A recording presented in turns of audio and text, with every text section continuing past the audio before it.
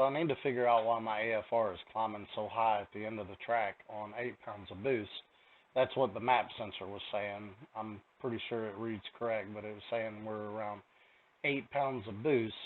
It's just a LS 5.3 with a BTR stage 2 cam and a LS1 intake, GT45 turbo. But we're running out of fuel for some reason, so I'm trying to figure that out. The AFR got up to 13 plus at the end of the track. I should have let off, but I didn't.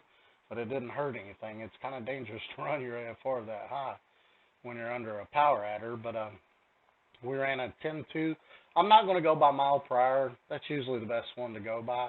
But I had the intake air temperatures pulling so much timing at 120 degrees plus that it killed my quarter mile, mile per hour. It hurt the ET as well. We could have went faster. Plus the ET could have been faster because we were blowing through the converter and running out of gear. But we're just going to go with the 10.2. So the car weighs 3,550 pounds. We ran a 10.2, so that's 661 to the wheels and 793 at the flywheel. And again, this could have been faster. The IETs were pulling timing before it should have, running out of gear, blowing through the converter. Those are things I need to address, but I need to address this fueling issue first. So 661, 793, we'll go here and we'll look at the fuel pump first. So it says target engine horsepower, 793, base fuel pressure, I actually had that at 50, and 8 pounds of boost. We need a 406 liter per hour for forced induction E85. We have a 525 Hellcat pump, so that's good. So the next thing we need to look at is the injector, but we need to figure out the flow rate of the injector first. So these are 80-pound injectors. The rated fuel pressure is at 43 for 80 pounds.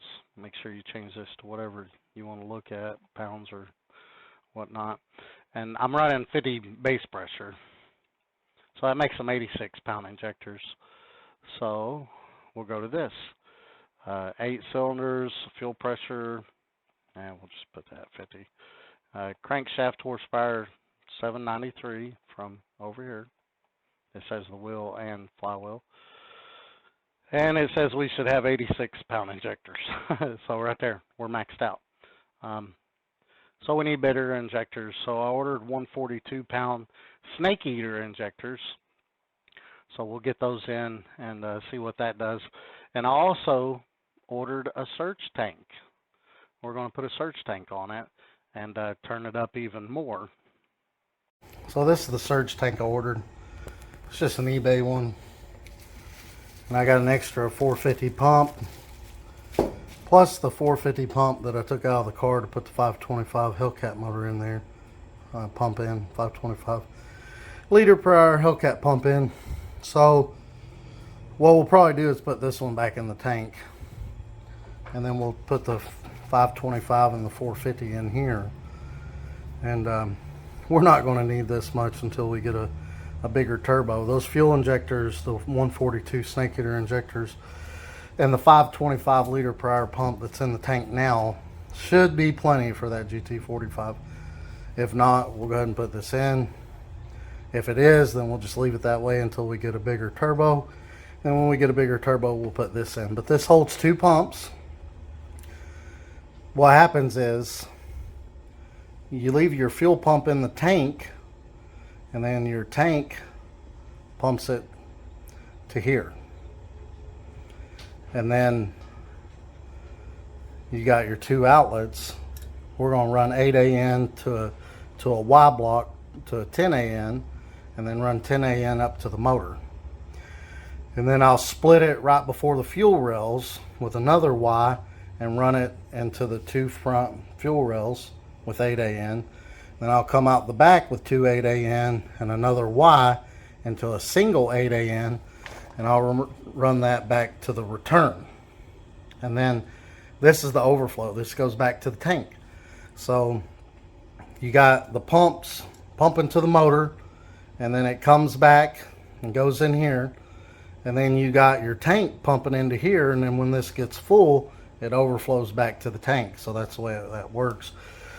But I'm kind of confused because, like, I'm going to use the stock sending unit, and it's only got a 3/8 supply and a 5/16 return. Kind of wondering if you're at idle and the 525 pumps pumping it to the motor, you're not using much fuel, so most of that's coming back to the return, and then you got the 450 pump pumping in here, and then all that fuel that's getting put back in here is trying to go out this one. I don't know. I might have to get a sending unit with bigger lines on it. I don't know. We'll see. But that's the way that works. And also, I got a $30 eBay fuel pressure, or Amazon fuel pressure regulator, and I don't trust it, so I bought a little bit better one, and we're going to put that on there too. We're going to do this when we do the injectors. But I'll also have to buy, I got an E85 sensor and the return line 3/8. So what I'll have to do is when I run that 8AN off the return to keep my flex fuel sensor, the flex fuel sensor. Did I say flex? I meant to say flex fuel sensor if I didn't. So I got it on the return line after the regulator, the return line. I guess it don't matter where you put it, but I'm gonna have to buy something that'll go from an 8AN to the flex fuel sensor. They make them to where you can put the flex fuel sensor in there, and it's 3/8, but that's not big enough for an 8AN. But they make them to where it'll go through the sensor and go around the sensor, so you can run an 8AN return. I'm gonna have to buy one of those. That's $100. But yeah, 25-liter prior pump in the tank. I'm gonna take that out and put this old 450 I had back in it.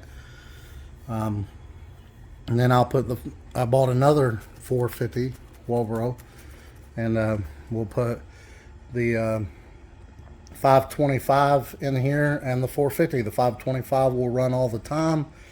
The 450 will either use a hob switch to come on around 4 or 5 pounds of boost, or I'll get some kind of electronic boost controller that can turn that one on at 4 or 5 pounds of boost. Now, when you do that, you have to get the fuel pumps that have the check ball in them, because if you're running one pump